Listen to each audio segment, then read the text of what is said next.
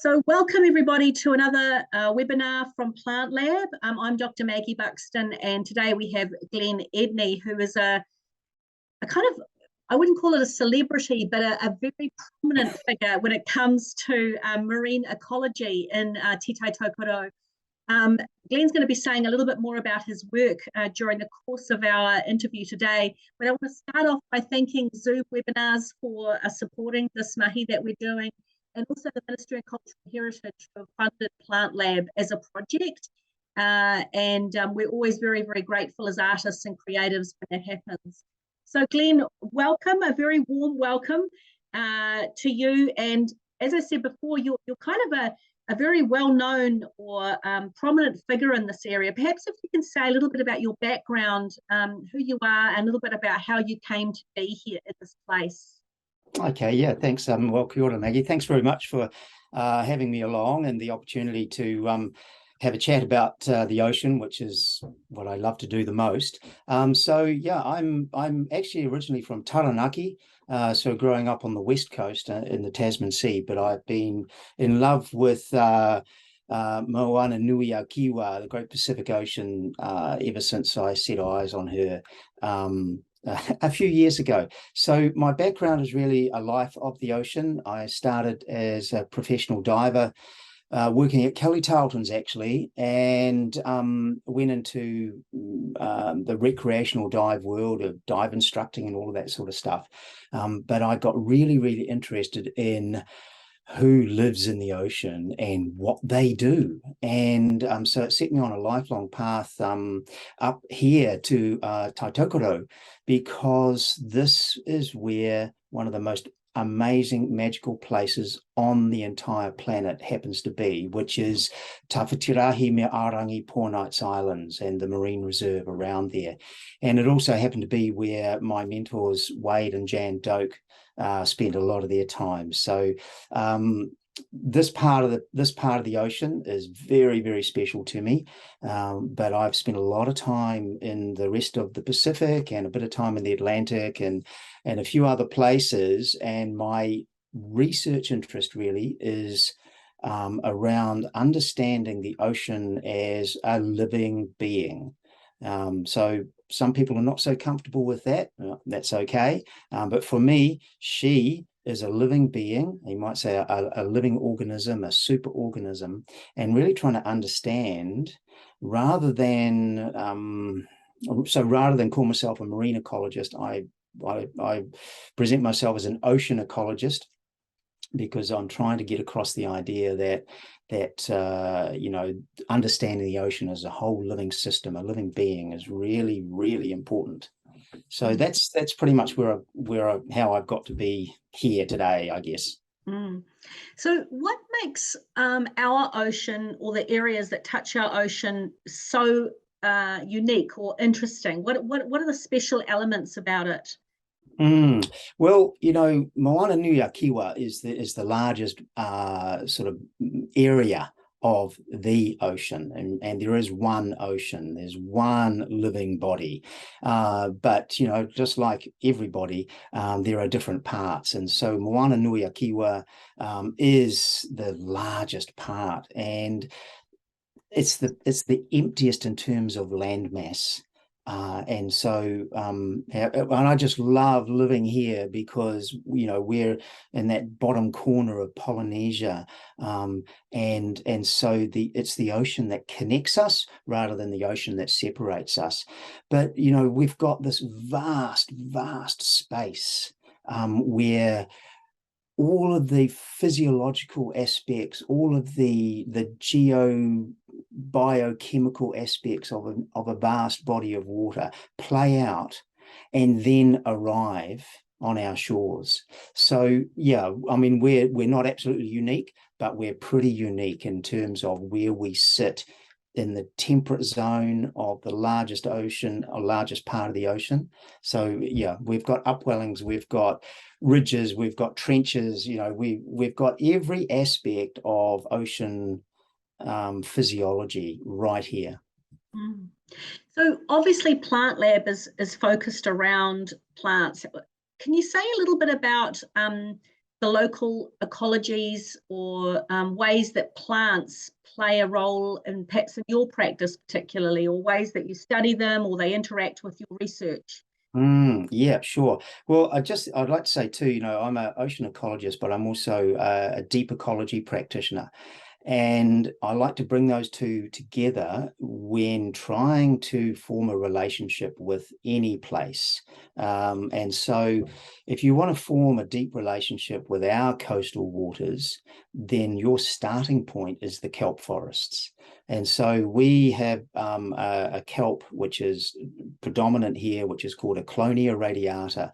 And it's a beautiful forest canopy kind of kelp, but our forests are kind of miniature. They raise up off the bottom 2 to 3 meters maximum, but they are the cornerstone of our entire coastal ecosystems, and particularly up here in Taitokoro, the Clonia forests are the basis of our entire ecosystems.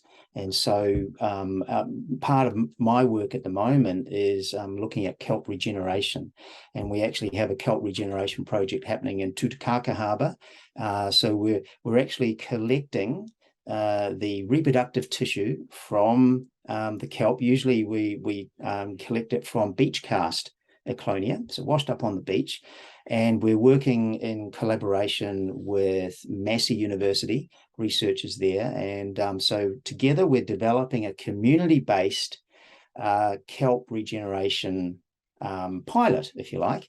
And the idea of that is that any community will be capable of actually looking at their local area and going, well, our kelp forest actually could do with a bit of a hand. And we know what to do.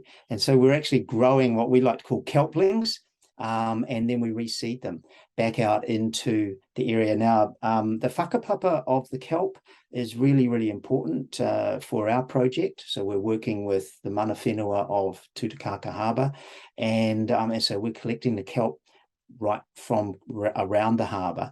We even collect little pebbles, which is what the baby kelplings will self-attach to.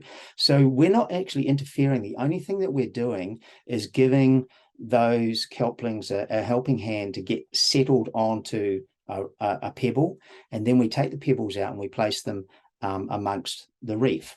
So as you may be aware, we have big issues for our kelp forests all around the world. We have a lot of issues facing the ocean, and one of them is the loss of kelp forests. There's a variety of reasons why that's happening, and it's probably worth focusing on a couple of those. So there is a big one, which is overfishing. And that is really overfishing of the main predators of kina, and other sea urchins as well, not just kina. And so that's causing a problem, an imbalance. And so we're getting kina barons, where basically the kina who love to eat kelp play an important role in the balance of a healthy kelp forest. But they are unfortunately out of balance through no fault of their own, and it's really bad for them because they soon run out of kai, and so it's a downward spiral for everything, the entire ecosystem. The other big problem for kelp is water temperature, and this is a pretty hot topic at the moment. Oh, sorry, excuse the pun there. That was unintended. I'm sorry. But marine heat waves is something that a lot of people will have come across in recent times. So marine heat waves are actually a naturally occurring phenomena, as are marine cold fronts. So these things are part of the dynamic non-linear relationships and what I call the ocean physiology. The way that marine heat waves are really described by oceanography is that they are they are formed through warm water and ocean currents and so on. But there's actually an awful lot more to the picture than just oceanography, just the chemical, physical processes that are going on. And the science and the research that's going on at the moment around marine heat waves is fantastic. We're learning a lot, but it is primarily limited to, in terms of what causes the marine heat waves, it's pretty much limited to looking at how climate heating is playing its role, and it certainly is a major factor in the formation of marine heat waves. But there's a lot of other stuff going on. But the result of marine heat waves is interruptions to the normal functioning of particularly temperate water ecosystems. And so most species, they have a tolerance, a heat tolerance, and it's the same in the ocean. And so our kelps have a heat tolerance. And at the moment, we're doing okay here in Aotearoa, but just across the ditch in Tasmania, they've already experienced a marine heat wave which wiped out their Ecolonia forests. So we know that we are getting close to a tipping point in terms of those temperatures. Now, what happens with marine heat waves is they are connected to big functions in the ocean. So they're connected to the ocean gyres, and most people will have heard of the ocean gyres because of plastic, but the ocean gyres are part of the primary circulation of the ocean. If you think of the ocean as a living system with a physiology of respiration, circulation, and metabolism, just like any other living body. And so that circulation happens on an ocean-wide scale. But because there are these different basins, ocean basins, so the Moana Nui a Kiwa, the Atlantic Ocean, and the Indian Ocean, and so on, with continental land masses, they create boundaries. And so we have these things called boundary currents, and probably the Gulf Stream is the most famous one.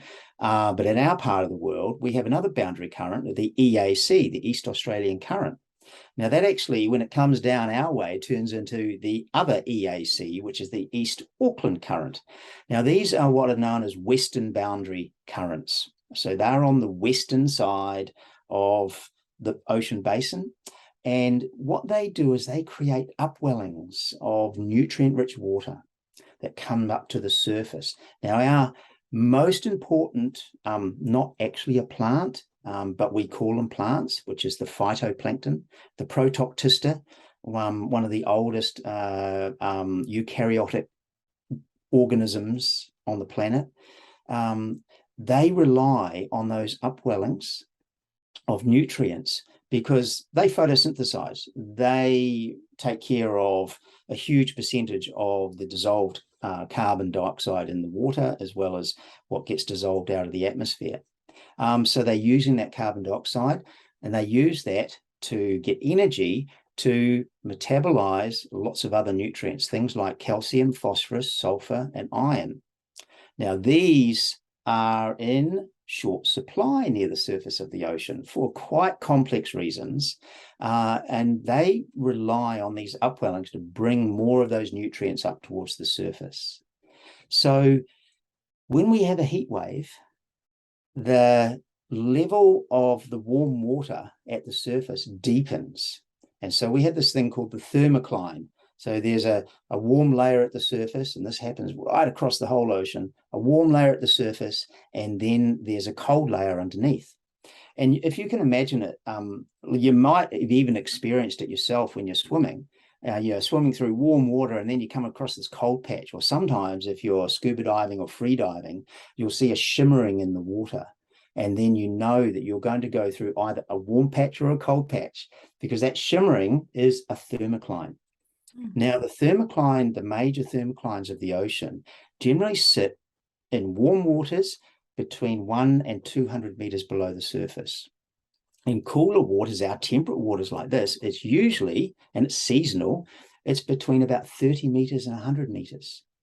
But when we have a marine heat wave, we get more warm water on the surface, and that thermocline drops down.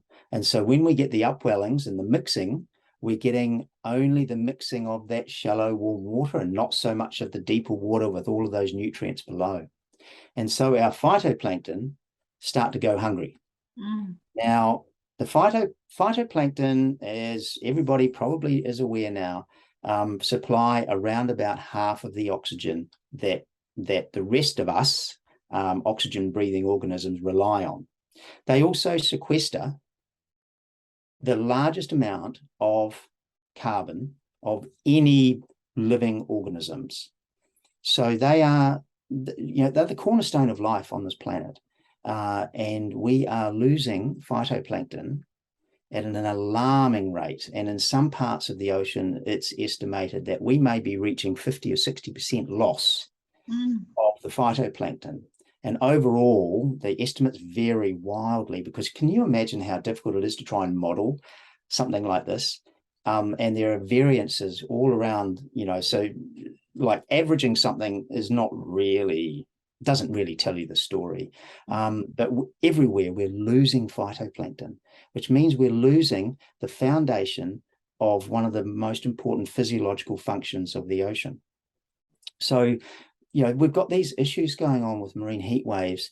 And what I think is really important for people to understand is that whilst we are learning a lot of the focus in terms of the research is on the effects to our economic processes and the effects on our ability to survive all of these changes that are happening, climate change processes. But there's virtually no research trying to understand this bigger picture of ocean physiology. And so, for me, that's my number one message that I want to get across to people is we need to start relating to the ocean as a living system, living organism, living being, superorganism, whatever works for you. But we need to start relating in that way, because everything is absolutely connected, and the interactions, the relationships are so complex and non-linear that it is an absolute impossibility to model those kinds of relationships. So what do we do? Well, for me, as a deep ecologist, I go, well, what is your personal relationship with this? And so part of what we're doing with our Kelp Regeneration project is focusing on people's relationship with place. When we build that deep relationship with our coastal ecosystems, we start to, just like we do on the land when we're working in a permaculture way or a regenerative project, we start to realize that there's so much more going on than just a conservation project. It's actually about our spiritual well-being. It's about the modi of place and our own modi and so on. And so the starting point for these regenerative practices for the coast, and I would say for on the land as well, the starting place is looking at your relationship with that place. And what I like to take people through a little process of a kind of a meditative mindfulness entry into the water. And it's really pretty straightforward, but it's really about going very, very, very slowly into the water. Some kind of karakia or prayer or moment before you get into to welcome the process, and then walking very, very slowly into the water, so that you actually get to feel this viscous embrace of the water on every single tiny bit of your skin as it's coming up your body. And when you get up to about chest level, sink slowly down until it's up to your neck level. And then when you're ready, just put your head in the water and sink below the surface and be completely immersed. Because when you do that, you're entering into the beginning of life. And that's the place to start if you want to understand anything that's going on. Go back to the core of it, go back to the beginning of it. So it's that's probably not going to be in any ecology textbooks, but it's something that I really think is super, super important for us at this juncture where we find ourselves. I'm really clear that what we're doing is the cause, our collective behaviors over the last couple of hundred years or more are the cause of what we're experiencing now.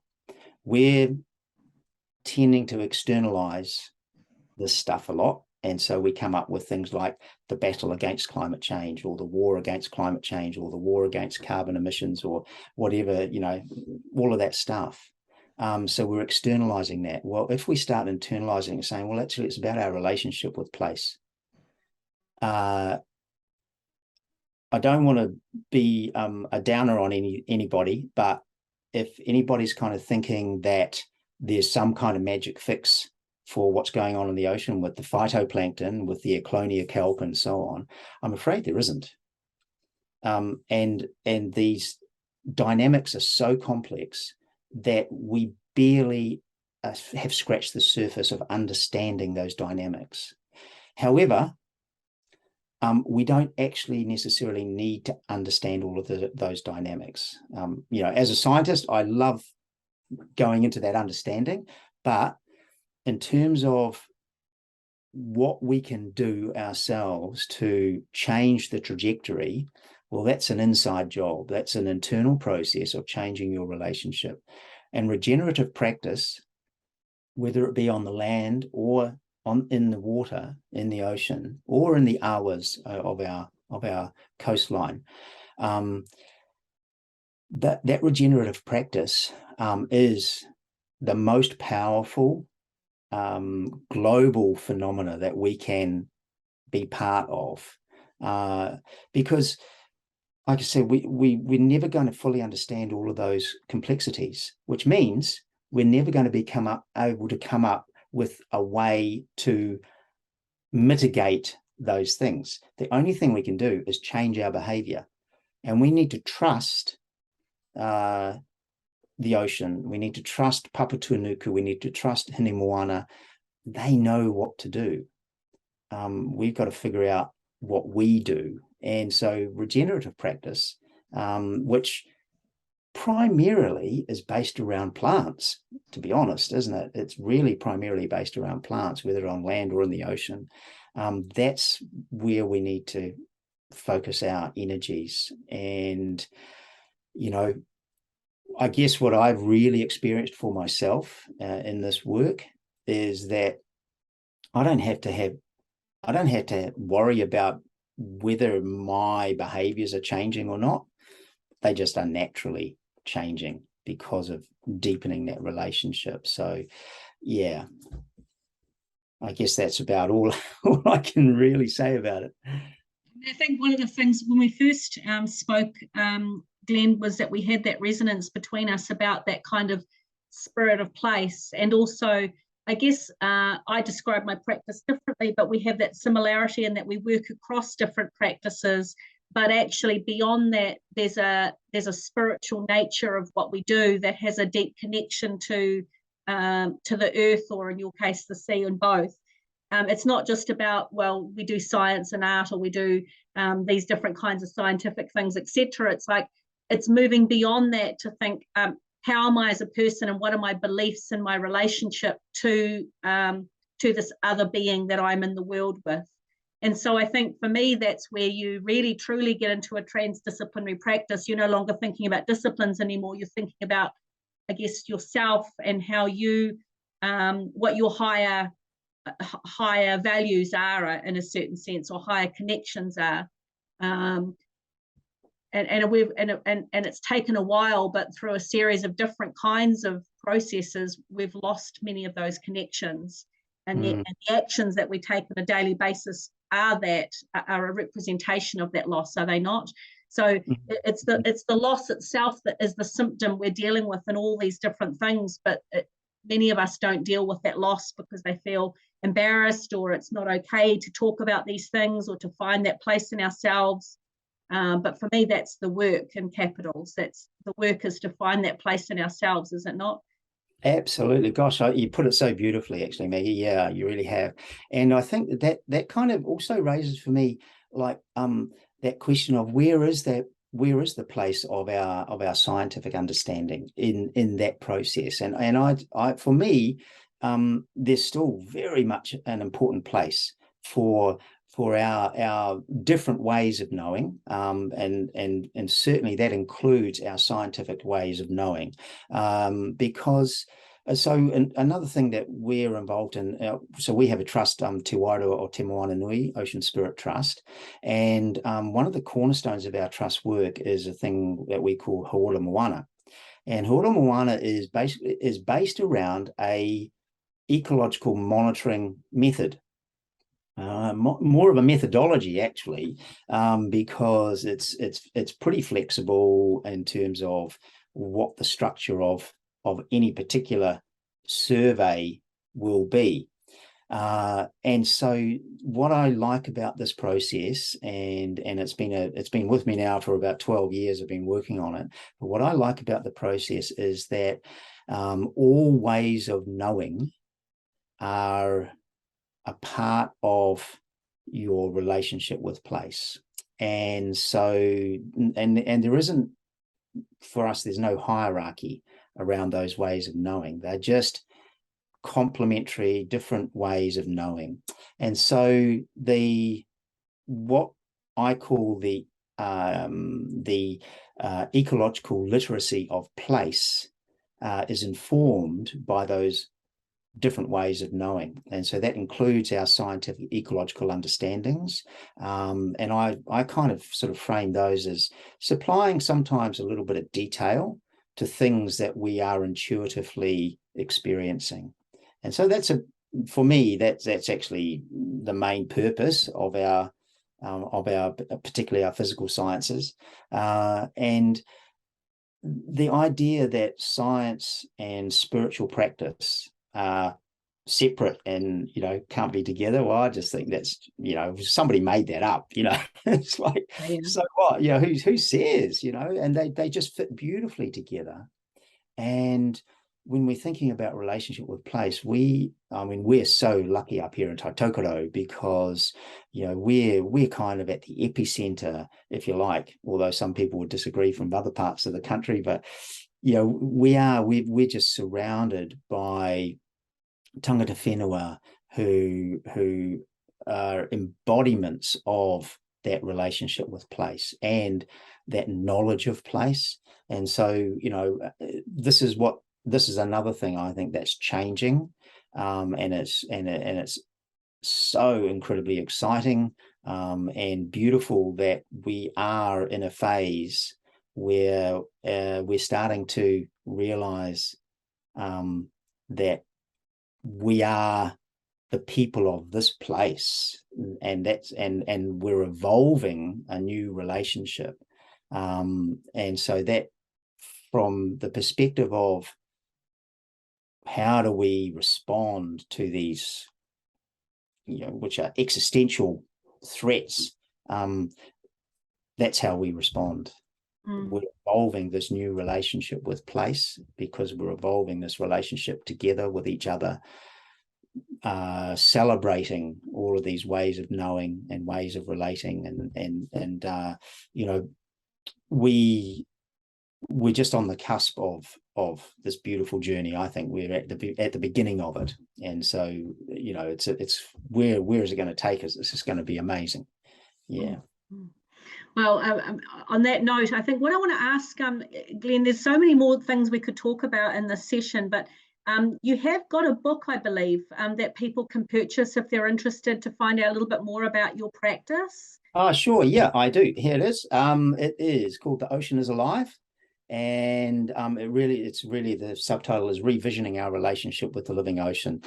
So it's available on Fish Pond and other online stores, and it's available direct from us. So you can just email us at Glenn@oceanspirit.org. as well. Yeah. So I really encourage people to have a read of that. And also, Glenn, I think there's so many opportunities to collaborate, and you and I share that quite clear understanding of place being this kind of multi-dimensional field in which we play and learn and grow as people, and that actually those ways of knowing come around from place itself. But it's important because you know, the area that we live in is so amazingly multi-dimensional. And so many of the things you spoke about are cultures. You know, science is a culture as much as any other things are. So it's like an intercultural dialogue to kind of engage right across those fields, including with the dialogues with the plants and the phytoplanktons themselves, which is, I think, good old deep ecology, which is one of the things I studied many years ago. But I just want to thank you, Glenn. It's a very small snapshot, but I think it's important at this time, but particularly because of the marine heat wave that we've had predicted for this summer in 2022, but also just because it's important anyway. So looking forward to having some more chats about that, maybe in some more webinars such as this. So thank you very much for your time. Fantastic. That's great. Yeah, thanks very much for having me, Maggie. It's been great.